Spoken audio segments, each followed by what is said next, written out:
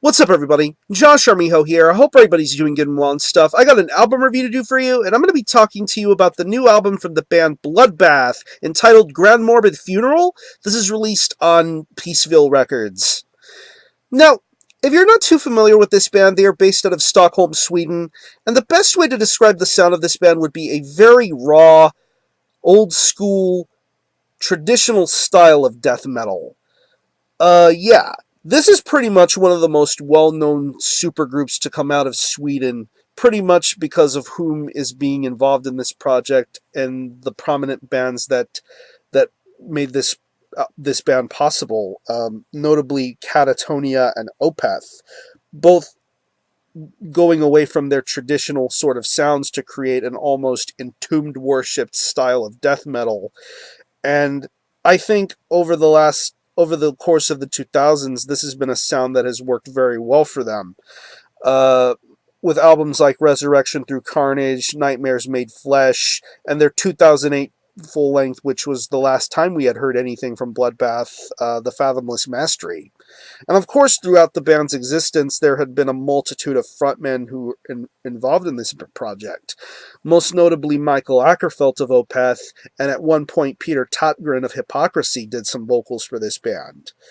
But yeah, it's been a while since we had heard anything from Bloodbath, and once the news got out that there was going to be a brand new full-length from them, there was a certain mystery and sense of anticipation going for it, because Michael Ackerfeldt wasn't going to be singing on this album, but they were going to be enlisting a brand new frontman, and they had been teasing and hyping about a new frontman for a very good while. They mentioned that this guy was a legend in the death metal underground, and that he was the perfect fit for this band's current style and direction. They kept going hint after hint after hint, like the beard, the location he's from, so much guessing and speculation. But then once Morbid Funeral began to be properly promoted, they unveiled that it was Nick Holmes of Paradise Lost as their new singer. Now, of course, you know Nick Holmes for having a very awesome singing voice, but back in the early days of Paradise Lost, he had some really awesome, bellowing, deep, growling vocals, and it only made me wonder what type of vocal style he would bring to Bloodbath. Would he gel along and transition well into this project as opposed to what he currently does with Paradise Lost? And after almost 5 years, I would say, 6 years, yeah, 6 years. Yeah, it's been that long since we've had a Bloodbath record. They return with their fourth full length, Morbid Funeral.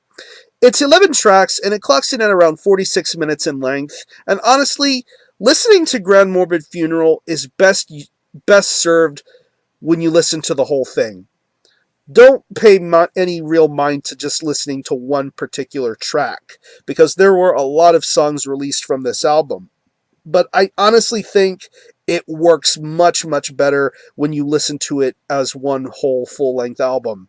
And I would definitely say Bloodbath have reached a triumphant level here with Morbid Funeral. It pretty much is business as usual, but yet they make Morbid Funeral all their own, and they make this album very special. Musically, it's Bloodbath business as usual. If you're accustomed to what they've sounded like in the past, you're going to feel right at home listening to Morbid Funeral, and I mean, the riff work is just on fire here. I just love the way these guitars sound. I think it's definitely amazing. You can definitely hear it on the first couple of tracks of this record, like Let the Stillborn Come to Me and Total Death Exhumed. I mean, just the musicianship and quality on those particular songs just make it sound like good old-fashioned Bloodbath. And I think it's really amazing that they stick with the heavy sort of guitar tone that you would best know them for. And then moving later on into the album with songs like Famine of God's Word and Beyond Cremation, I think the guitar work just gets heavier and darker from there. I think there's a certain new level of darkness being added to this Bloodbath sound, and I think it works tremendously well on Morbid Funeral. The bass tone is very good too. It definitely has its instances of replicating and reminiscing of older death metal sounds and styles. It's audible, it's clear, it doesn't distract anything from the listener. I definitely think it gels in quite nicely with this album's mix and production. Moving on to the drums, I think the drums are really sensational here. You're going to get a lot of blast beats, D-beat style moments, great double bass, good fills. There's just a lot of variety being presented here when it comes to the drums, especially when it comes to the more slower mid-paced tracks of this record. I mean, they're not really slow, but yet they have a nice sort of mid-pace kind of variety to it. I think the drums are very well handled here, and I definitely think Martin does some sensational things here with the drums here. And moving on to the vocals, this is the one part of the record that everybody was interested to hear was going to sound like.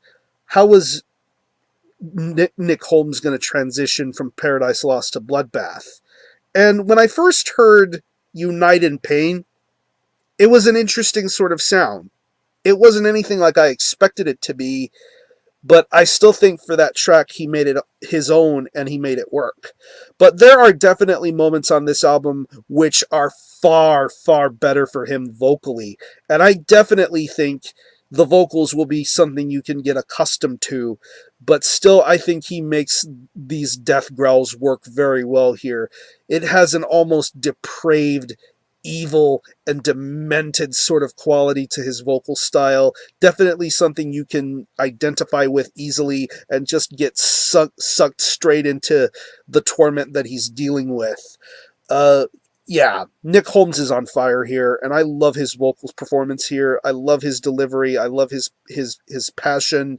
And I want to say on the closing track of this record, you hear the voice of Chris Reeford of Autopsy. He's had an amazing year on his own. I mean, the new Autopsy record, doing a guest appearance on the new Titan Blood record, and of course his punk band. But here on I want to say it's the title track you hear him on. He definitely sounds as nutty and as depraved as can possibly be. I think he does an amazing guest spot on that particular track. But as far as Nick Holmes is concerned, he definitely gets the job done here, I would say. If you're familiar with his old vocal style, I definitely think he makes Bloodbath work here with this vocal style, and I'm interested to hear if there's going to be a continued sort of idea with his vocal style. But overall, if you're a Bloodbath fan, I would definitely say give Grand Morbid Funeral a shot. I definitely think this is one of the more satisfying death metal releases I've heard this year. This pretty much exceeded any and all expectations I could have had about it. I didn't know whether I was going to like it or not, but thankfully this album is a success and is definitely for any fan of Swedish death metal or old school death metal. So if I had to pick any favorite tracks, I would definitely have to say Let the Stillborn Come to Me, Total Death Exhumed, Church of Vastitas, excuse me, Beyond Cremation, and the title track. Really great tracks. So I'm going to leave you some links in the description box to some music videos that are currently available on YouTube. I want to say Church of Vastitas, and Famine of God's Word, and also links to where you can purchase this. It's available on CD and 12-inch vinyl, and I believe they will be playing Maryland Death Fest in 2015, so keep your eyes and ears open as to what musical live opportunities will be presented for this band. So, again, the album is Grand Morbid Funeral by Bloodbath. This is released on Peaceville Records. Definitely check this out. And for a score, I'm going to give this a very solid 8.5 out of 10. Bloodbath have returned and pretty much handle their business as only they know how to. So if you've listened to this album, let me know what you think of it. Did you love it? Did you not like it? Let me know what you think. I'm going to conclude this review. Thanks a lot for watching. Thanks for checking out my channel. And until the next time, I'm Miho out.